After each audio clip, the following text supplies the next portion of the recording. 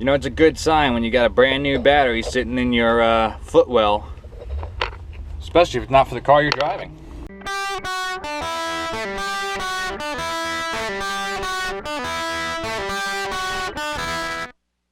What's up, ladies and gentlemen? My name is Renegade, and if you saw the thumbnail, you're probably wondering, why am I sitting here driving my 240, my Volvo? I mean, this is a video about the Maxim, right? Custom build I'm doing? Yeah, well, I had to go get parts. I'm actually on my way home from getting a new battery, because we're at about that time, and getting a bunch of bolts that I either lost or I need. But if you've been following the build so far, and if you're not, there's a link above my head to catch up on it. You know, this has been a very time-consuming project. I'm only moving so fast. One being, I'm on a budget. Two being, I'm building a custom bike from scratch out of a shed. Well, maybe not from scratch. I mean, I got the frame, but I modified the frame, and I had to rebuild the motor, building custom body work, you know. And I'm doing all this while I'm working, you know, weather reliant, because I'm doing this out of a shed, so it's not like I have a garage, especially for this. It's time consuming. And then of course there's things like, you know, technical issues.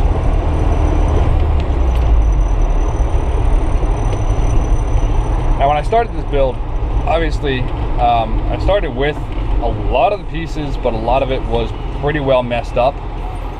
The bike I'm working on was hit and totaled, for those of you who don't know. Yeah, that's a picture of it. Yeah, that's not good. So I ended up with a lot of things like wires that were just destroyed, and I had to fix and basically remake sections of wire loom, which worked because I'm moving different pieces, so that allowed me a lot more freedom. So it's very time consuming, and it's a lot of work, to be honest. That's part of why it's taking me so long. My setup and what I'm dealing with doesn't allow for me to get going that quickly, unfortunately. But I'm making progress as quickly as I can, you know. Got some little necessary bits that are gonna go pretty far in getting the bike ready.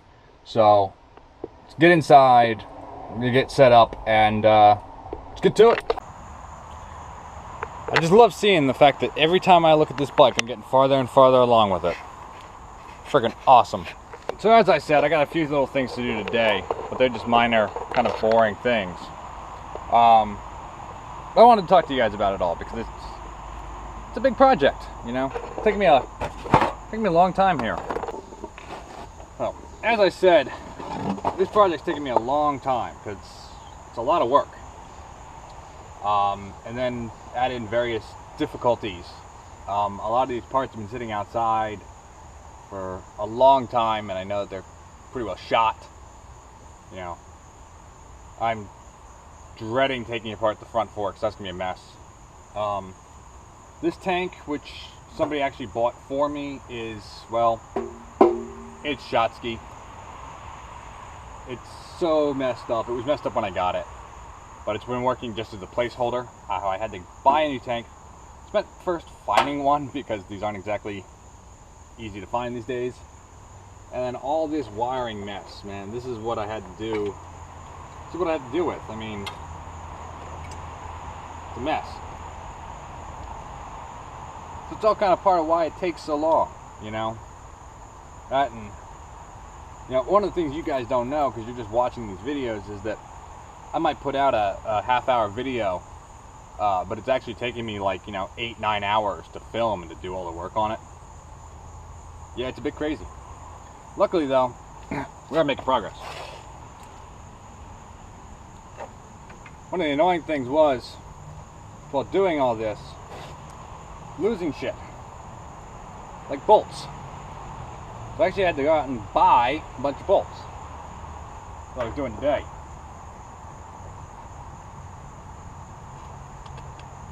Things like the rectifier. It's stuff like that that's just time consuming, you know? finding the bolts, getting the, finding the right bolt pattern, because I'm not going to bring this whole panel in with me. But luckily, I have spare bolts, which I was able to use to find the right thread, so I just took it and matched it up and got the right length then.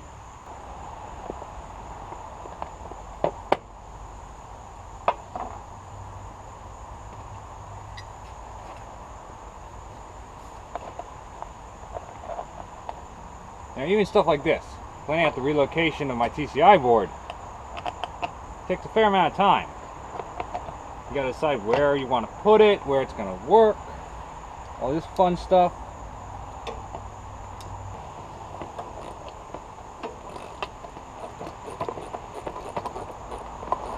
This isn't even wired in yet. I still have to do that part.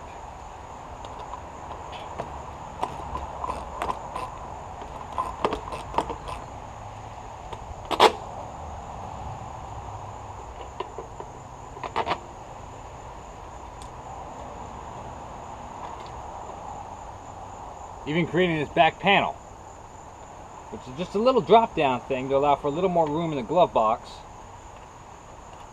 and to actually finish closing everything up. It's all time consuming. So the question begs to be asked, why on earth would I tell you all this stuff about all this that I'm doing? It's important because I hadn't thought about it before.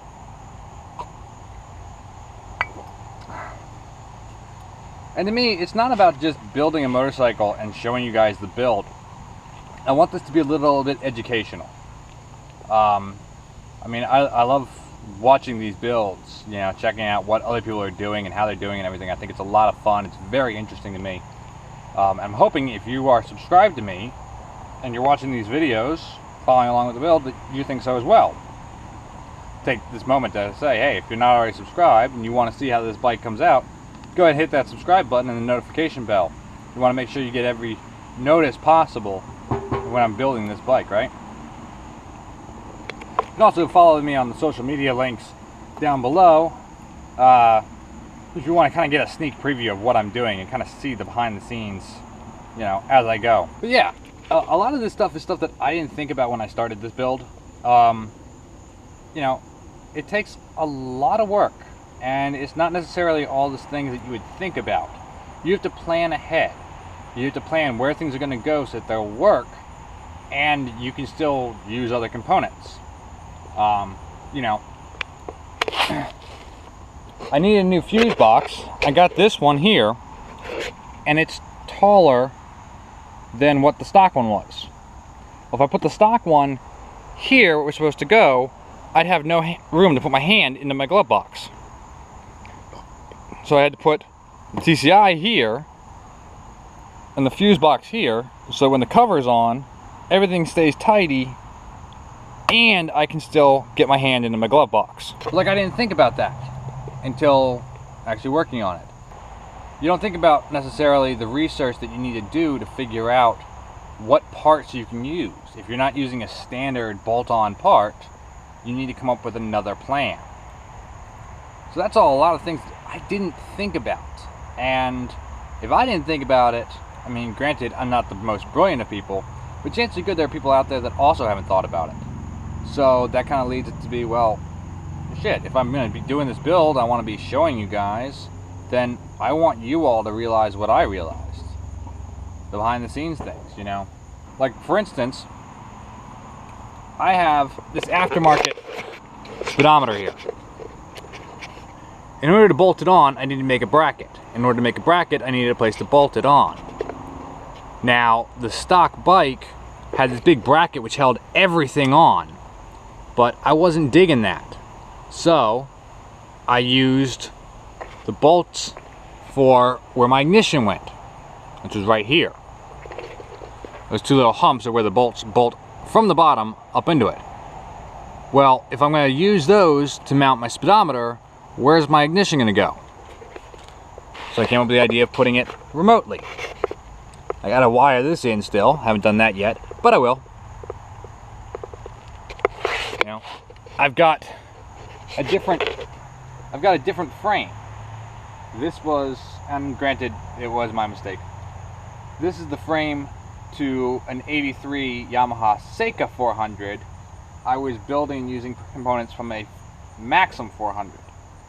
There's not many differences, but there are some. For instance, this tail is different, and the foot position here is a little bit different. It meant I needed to get new heel guards, which means in order for it to look good, when I go to put my exhaust on, I need to modify the exhaust to fit the new upswept body line.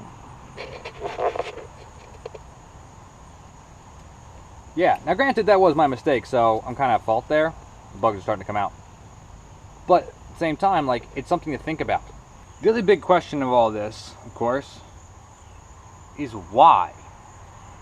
Why, Renegade, are you building this custom motorcycle or rebuilding the bike or however you want to put it? I mean, obviously, I'm not well off in terms of funds. I'm not to the point where I'm making money off of this YouTube stuff. I mean, hopefully one day, you know. But until then, like, I'm not making any money off of this. Well, the reason's pretty simple, actually, and it's because I'm a bit sentimental. As I mentioned in a previous video, this is my first bike. When I was 18, this is the motorcycle that I bought. This is the bike I learned how to ride on. This is the bike I spent years riding until it was hit and totaled. So for me, there's something really satisfactory about the idea of bringing this bike back from the dead, bringing her back better than ever, and getting her back on the road so I can ride her again. Obviously, I don't need two motorcycles, but at the same time, who doesn't need two motorcycles, you know?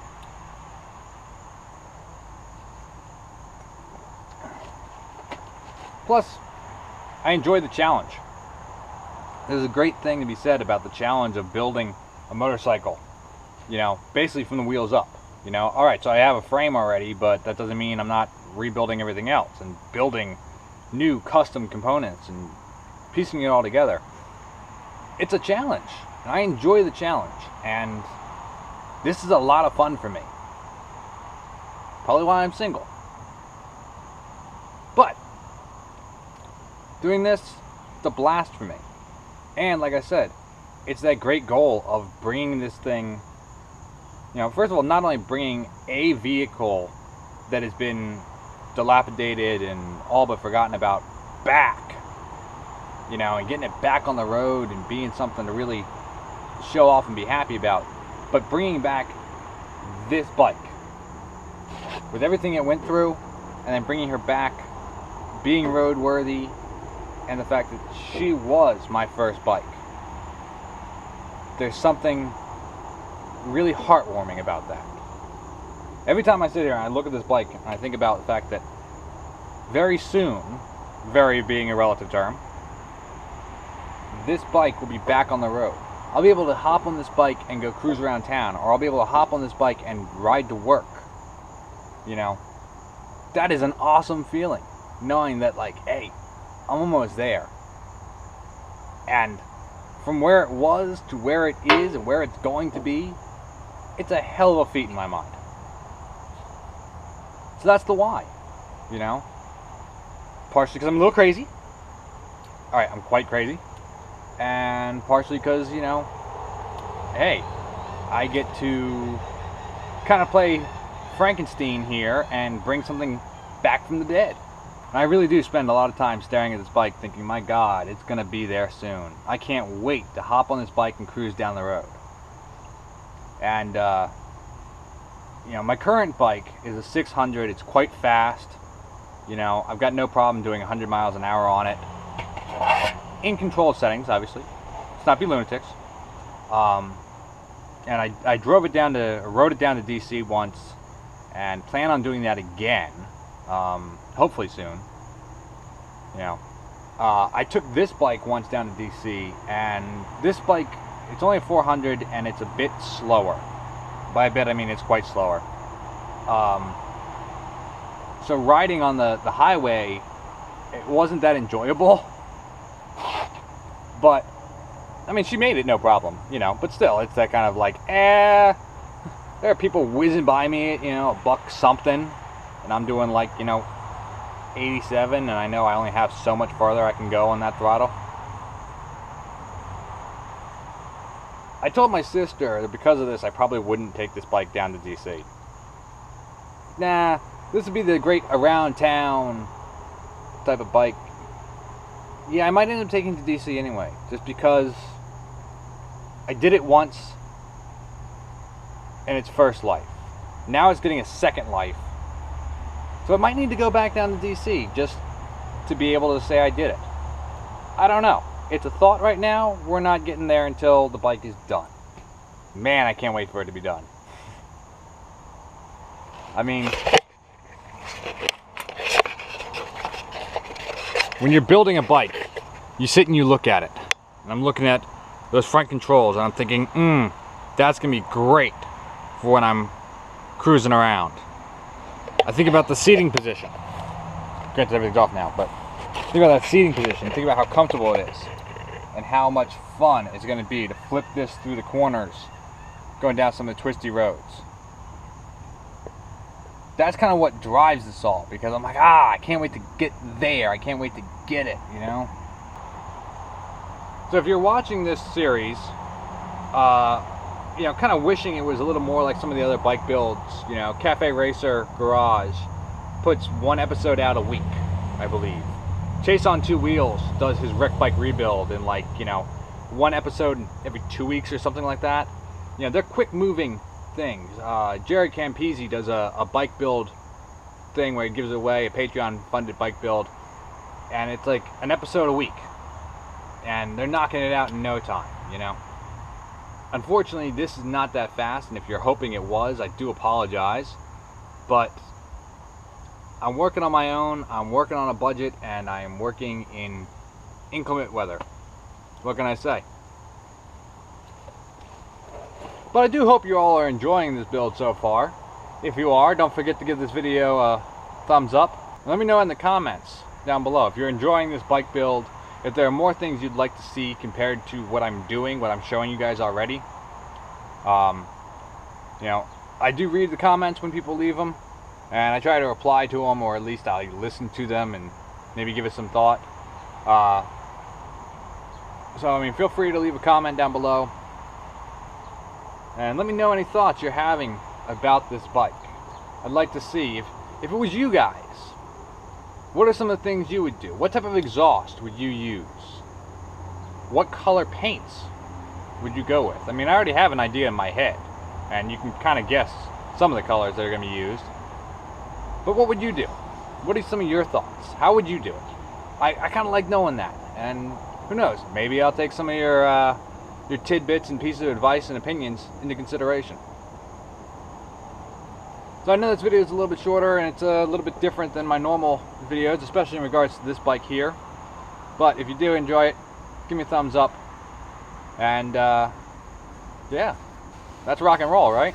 Until next time, guys, y'all keep rocking and rolling. I'm going to keep taking care of business. I'll see y'all in the next one.